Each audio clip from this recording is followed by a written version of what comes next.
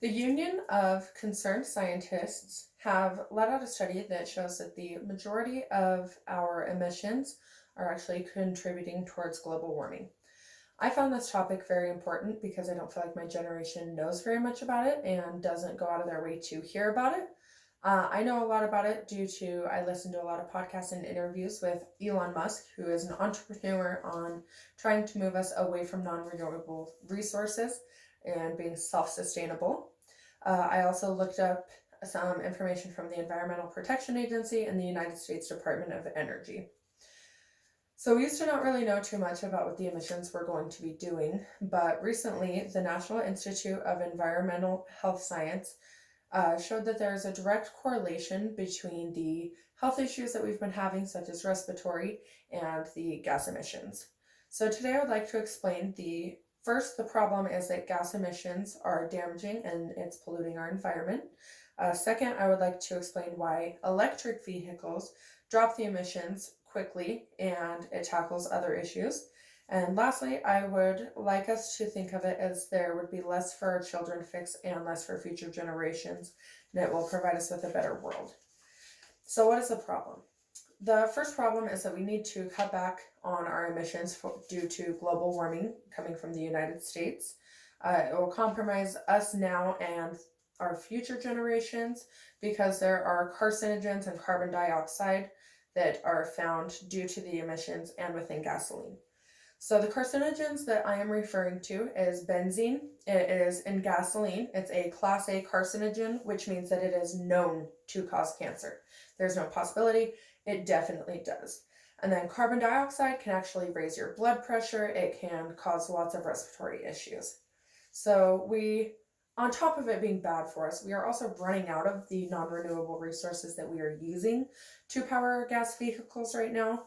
And if we don't find a solution to that before it's too late, then we're running into a big problem on how are we going to function the way that we have programmed ourselves to with the ever-growing technology.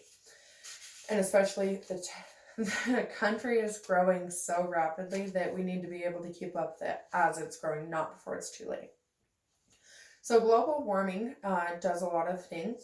When the ice caps melt, it will cause a lot of flooding, heat waves, and fires. Actually, 14 out of the 15 of our record high temperature years have happened since 2000. And considering we're only 21 years in, that's 2/3 of the years that we have are record breaking temperatures. I don't think that's a coincidence. And then since it does lead to a drought when it's super hot outside and all of our water is getting dried up, that's going to make it easier for there to be more wildfires. So I did a survey and my peers were pretty set on, most of them knew what the problem was, and I would like to reference my numbers here now. So first of all, 80% know that we are polluting the environment with our emissions. 20% didn't agree or disagree. They just said that they don't have enough information. That same 80% said that they do have trouble breathing and they do believe that it's because of the emissions. Now, the most shocking part to me was 0% of my people who I had to do the survey are doing absolutely anything to stop any sort of pollution. So that's the problem. And so now let's discuss some solutions. Obviously, there's several ideas. Some of them do have some flaws though. So the first idea is ethanol. It is like corn based, so it is renewable, but we still have to mix it with gas. And not to mention it's mixed with gas, so there's still all of the gas emissions. It also lowers your gas mileage. Doesn't contain as much energy per liter, so you'll get worse gas mileage. And then we do have to consider, since it is plant-based, where would we plant enough crops to completely switch to ethanol fuel? And so another option is hydrogen. This one is fantastic. It is zero emissions. It doesn't even lower it. It's just zero. So that's awesome. But we do have to consider, how do we get hydrogen by itself? We would have to build machines that are able to extract the hydrogen out. So one, those, we can't guarantee those aren't going to have pollutants. And then two, we have to think of the cost of building those. How many would we need to have? So my solution would be to make all new vehicles have to be electric. And it's easier than it seems. So first of all, people with gas vehicles would still be able to have their normal vehicles. Just whenever your vehicle dies on you, it will be you have to buy an electric vehicle. Second, I think that it would be good for car companies. They would have whole new competitions. Right now, I feel like it's kind of at a standstill. They're coming out with a lot of new cars, but I don't feel like they're changing that drastically. Third, we already have charging stations everywhere. It's kind of crazy how once you do get an electric vehicle, you can see them and spot them a lot more easy. And then lastly, the electric vehicle maintenance is actually lower than that on a gas vehicle. So that'd be good. So I think that this would be all around better for the environment and the health. The first issue that would be fixed is we would have no carcinogens coming from the emissions from our electric vehicles and lower pollutants. There would still be some while we're waiting for the gas vehicles to get weeded out, but it would drastically drop because once we are switched to electric vehicles, it's very, very low. There would be no benzene, which means no carcinogens coming from our cars. And even considering the production of batteries, those are generally used by or created by water or wind or solar power. So it's a lot cleaner. And then I think it would also lower the risk of global warming effects in the United States. And if we start it here, then it's more likely to kind of spread to the other countries. So I am concerned with I was concerned with some issues, and I know that my class expressed a lot of the same things, but rest assured, it's not as bad as it seems. So a lot of people were worried about the price. Electric vehicles are the closest in price out of ethanol, hydrogen, and the electric vehicles.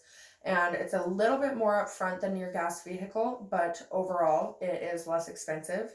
I mentioned previously that it's cheaper to maintain it, and that's because less moving parts. It doesn't have gasoline and oil moving through, and it doesn't wear out as quickly. So other people have been worried about the range. Back in the day, the range for an electric vehicle would be only 100 miles. Now, according to Kelley Blue Book, it's anywhere from 200 to 400 miles.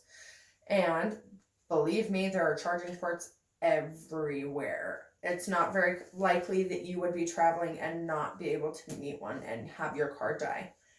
So a lot of people do worry about the change, but you got to think of it as eating healthy. It's a kind of big change, but the end results are definitely worth it. So I showed you the problem, explained a solution, and now I want you to imagine. Say we make 0 life changes. The kids in the United States are going to end up like hermits, not wanting to leave their houses, not because of COVID, but because the air quality outside will be so bad that it'll be like in Beijing a few years ago, having to wear masks just to be able to breathe outside of our homes. And then we also just need to make it to where we can find a new resource. If we don't do that, then eventually we're going to hit a rock, and we're going to be stuck between a rock and a hard place. We're going to have to find our way out of it. We're really, really good about when there's natural disaster, a lot of things happening. We're really good at coming together and helping each other. But what happens if all of us are facing our own natural disasters, like the fires and flooding? And so I think we need to find out a solution before it's too late. So now imagine if we do. Gas vehicles will be around for a little bit longer, but like I mentioned, it's not going to last. As long as we stop selling them, they will weed themselves out, and it's not a super drastic change on the life that we're living right now. It will slow the emissions down in the United States quite drastically, which will make it a lot easier for us to go outside and get some fresh air. And it sounds like it would take a long time, but think about how many cars are sold each day. If we were to start it right now, it wouldn't take that long before more of the cars are electric than not. If we start here, again, we'll be able to expand out into the other countries. They'll see all of the benefits that are happening in the United States. So we want to do this for a healthier you, healthier me, and everybody else who is going to be on this planet. So while yes, there are limited options, I think that we need to start moving towards one of them right now. So why should we leave gas vehicles and go for electric? First of all, the gas vehicles cause respiratory issues, and who knows, the planet could be inhabitable. Do we really want to risk that? Second of all, this is the best way to slow it down the process of the emissions without causing drastic changes in people's life, because nobody really likes that. Third, a lot of people were worried about it being too expensive or not possible, and I've explained to you that it's actually a lot easier than it seems. And so now we just need to make sure that we're leaving the planet for our future generations to make sure that they are getting everything that they could need. So how simple would it be? Car charge maps are everywhere. If you look it up in Google Maps, you'll find it. Kelly Blue Book, electric vehicles in your area. There will be a lot cheaper ones than you're imagining. And then just think of it as a lifelong investment for you and for your future. And so I think it's important for us to stay one step ahead of the global warming and everything that's happening with our gas vehicles.